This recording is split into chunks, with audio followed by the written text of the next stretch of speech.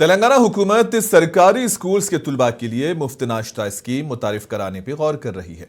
नायब वजीर आला भट्टी विक्रमार्का ने यह बात कही। वो रंगारेड्डी जिले के मोगिलीगिद्दा सरकारी हाई स्कूल की 150वीं यौम तासीस की तकरीब से मुखातिब थे। नायब वजीर आला ने कहा कि अगर माली हालात साजगार रहें तो वजीर आला रेवंत रेड्डी और पूरी काबीना सरकारी स्कूल्स में मुफ्त नाश्ता स्कीम नाफिज करने का फैसला करेगी। उन्होंने मजीद बताया कि वजीर आला के हल्के में इस स्कीम को पायलट प्रोजेक्ट के तौर पर पहले ही शुरू किया जा चुका है। भट्टी विक्रमार्का ने कहा कि बढ़ती उम्र के बच्चों को मुनासिब ग़िज़ा फराहम करना हुकूमत की तरजीह है ताकि वो सेहतमंद बने और मुकम्मल तौर पर नशोनुमा पा सके। उन्होंने कॉमन स्कूल सिस्टम की अहमियत पर जोर देते हुए कहा कि इससे समाज में मसावात और यकजहती फरोग पाती है।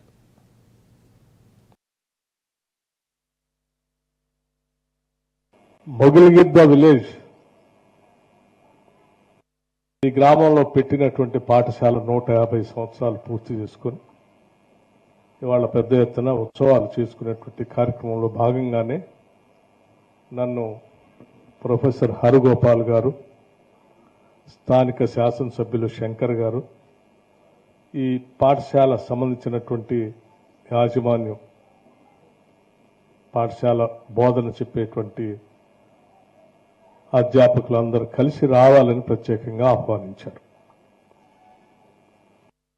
అలాగే ఈ పాఠశాల సంబంధించి గౌరవ రాష్ట్ర ముఖ్యమంత్రి శ్రీ రేవంత్ రెడ్డి గారు ఈ పాఠశాల సందర్శించి ముఖ్యమంత్రిగా ఈ పాఠశాల అభివృద్ధి కోసం గతంలో 31/1/2025 10 కోట్ల రూపాయలు ఈ పాఠశాల అభివృద్ధి కోసం ప్రకటించారు. మా పాఠశాల అభివృద్ధి కూడా కావాల్సిన నిర్మాణ కార్యక్రమాలు జరుగుతూ ఉన్నాయి. ఈ కార్యక్రమానికి మీరు తప్పనిసరిగా మీరు రావాలి అని చెప్పి వారు ఆహ్వానించినప్పుడు మొగిలిగిద్ద పాఠశాలన్నా ఇందులో చదువుకున్నటువంటి మహానుభావుడు బూరుగుల రామకృష్ణారావు గారన్నా మా అందరికీ ఎనలేనటువంటి భక్తి శ్రద్ధలతో रंगारेड्डी जिले के मोगिलीगिद्दा में नायब वजीर आला भट्टी विक्रमार्का और वजीर पूनम प्रभाकर ने आज अचानक कस्तूरबा गांधी बालिका रिहायशी स्कूल का दौरा किया। मोगिलीगिद्दा सरकारी स्कूल की 150वीं सालगिरह तकरीब में शिरकत के बाद उन्होंने ये दौरा किया और इस मौके पर नायब वजीर आला और रियासती वजीर ने तालिबात से बराह रास्त गुफ्तगू भी की और तालीमी मियार व रिहायशी सहूलियात और खाने पीने के इंतजामात के बारे में मालूमात हासिल की। दोनों लीडरान ने तालिबात के साथ बैठकर दोपहर का खाना भी खाया। नायब वजीर आला भट्टी विक्रमार्का ने तालिबात से उनकी क्लास तालीम के मियार, मुस्तकबिल के अहदाफ और ख्वाबों के बारे में सवालात किए और उनकी हौसला अफजाई की।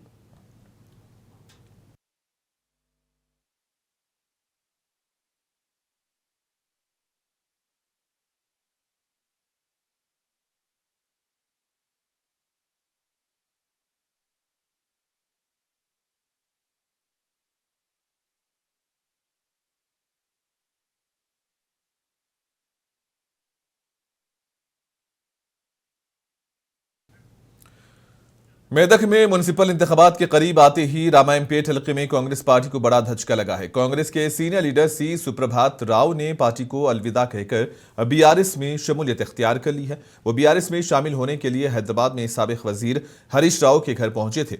हरीश राव ने कहा कि कांग्रेस हुकूमत के दौरान न सिर्फ आवाम बल्कि पार्टी लीडरों में भी अदम इत्मीनान बढ़ रहा है। उन्होंने मजीद कहा कि सुप्रभात राव की बीआरएस में शमूलियत से रामायणपेट में पार्टी मजबूत हुई है और आने वाले मुनिसिपल इंतखाबात में गुलाबी झंडा गालिब रहेगा। इस मौके पर साबिक एमएलए पद्मा देवेंद्र रेड्डी और दीगर पार्टी लीडरान भी मौजूद थे।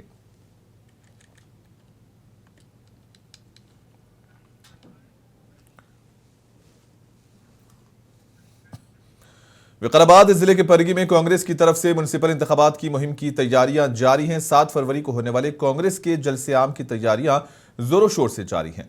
जलसे में वजीर आला रेवंत रेड्डी शिरकत करेंगे। इस सिलसिले में परगी के MLA doctor T Ram Mohan Reddy ने डीएसपी श्रीनिवास, पुलिस एहलकारों, बरकी महकमे के अहदेदारों और कांग्रेस पार्टी कायदीन के साथ इंतजामात का जायजा लिया। इन्होंने सभी के साथ मिलकर रऊफ खान पेट और नारायणपुर इलाकों में जलसेगाह का मुआयना किया। एमएलए डॉक्टर राम मोहन रेड्डी ने कहा कि जलसे में चेवल्ला पार्लिमानी हल्के के तमाम असेंबली हलकों के कायदीन शिरकत करेंगे।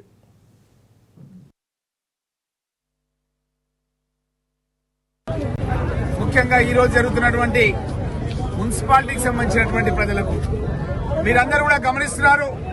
గౌరవ ముఖ్యమంత్రి రేవంత్ రెడ్డి గారు కాంగ్రెస్ పార్టీ అధికారంలోకి వచ్చిన తర్వాత మన పరిగి నియోజకవర్గానికి పరిగి మున్సిపాలిటీకి కనెక్ట్ అయ్యేటట్టుగా కొన్ని వేల కోట్ల రూపాయల శాంక్షన్స్ ఇచ్చినారు. మీరు ఒక్కసారి ఆలోచన చేయండి. గతం లోపల ఉన్న ఏ ప్రభుత్వమైనా ఏ ముఖ్యమంత్రి అయినా ఇన్ని వేల కోట్ల రూపాయలు పరిగి నియోజకవర్గానికి ఇచ్చిండా అన్నది ఒకసారి ఆలోచన చేయండి. ఈ రోజు పరిగి అనేది ఒక అద్భుత నగరంగా మారిపోతుంది. పరిగి నుంచి మీరు వికారాబాద్ తీసుకుంటే 4 లైన్ల రహదారి పనులు నడుస్తున్నాయి. నస్కల్ బ్రిడ్జ్ పనులు నడుస్తున్నాయి. పరిగి నుంచి మీరు షాద్నగర్ తీసుకుంటే 4 లైన్ల రహదారి పనులు నడుస్తున్నాయి. మనకు తెలుసు సుగుణ ఫ్యాక్టరీ దగ్గర ఎంతో మంది యువకులు చనిపోతే కూడా గతంలో ఉన్న ప్రభుత్వాలు గతంలో ఉన్న ఎమ్మెల్యేలు ఎవరు కూడా పట్టించుకున్న పాపాన పోలేదు. అదే కాకుండా రీజనల్ రింగ్ రోడ్ అనేది ఎక్కడి నుంచో వేరే నియోజకవర్గం నుంచి పోయేది ఉంటే ముఖ్యమంత్రి గారితో మాట్లాడి ఆ రీజనల్ రింగ్ రోడ్ ని మన రాకంచెర్ల పరిగి ప్రాంతానికి పరిగి మున్సిపాలిటీకి ఒక नागर कर्नूल जिले में बल्दी चुनाव के हवाले से इंतजामिया की सरगर्मियां जारी हैं। कलेक्टर वी संतोष ने जिले में मीडिया निगरानी के लिए नया मरकज कायम किया। यह मरकज प्रिंट, इलेक्ट्रॉनिक और सोशल मीडिया पर आम होने वाली सियासी खबरों और इंतखाबात से मुतालिक इतलात की मॉनिटरिंग करेगा। कलेक्टर ने हिदायत की है कि म्युनिसिपल इंतखाबात के दौरान सियासी खबरों पर कड़ी निगरानी रखी जाए ताकि किसी भी किस्म की गलत मालूमात या अफवाहों की रोकथाम की जा सके। कलेक्ट्रेट में media certification and monitoring committee का इफ्तिताह हुआ। जिला कलेक्टर ने डिप्टी कलेक्टर के साथ इसकी शुरुआत की। बताया गया है कि यह इक़दाम शफ़ाफ़ और मुनसिफ़ाना इंतख़ाबात को यकीनी बनाने की कोशिशों का हिस्सा है।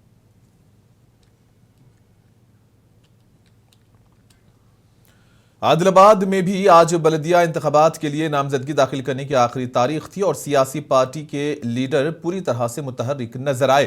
मुख्तलिफ पार्टी के उम्मीदवारों ने अपने नामजदगी फॉर्म जमा करा दिए हैं और चेयरमैन की कुर्सी के लिए सख्त मुकाबला मुतवक्को है।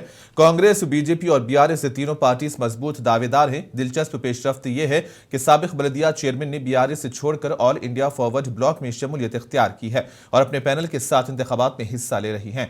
कल से पर्चों की जांच का अमल शुरू होगा। 3 फरवरी तक पर्चे नामजदगी वापस लिए जा सकते हैं। आदिलाबाद में राय आमा के मुताबिक असल मुकाबला 3 तरफा रहेगा। जहां कांग्रेस को रियासत में इख्तिदार का फायदा हासिल है तो बीजेपी को मुकामी सतह पर मजबूत असर है और बीआरएस अपनी रिवायती बुनियाद पर अच्छी कारकर्दगी दिखाने की कोशिश में है।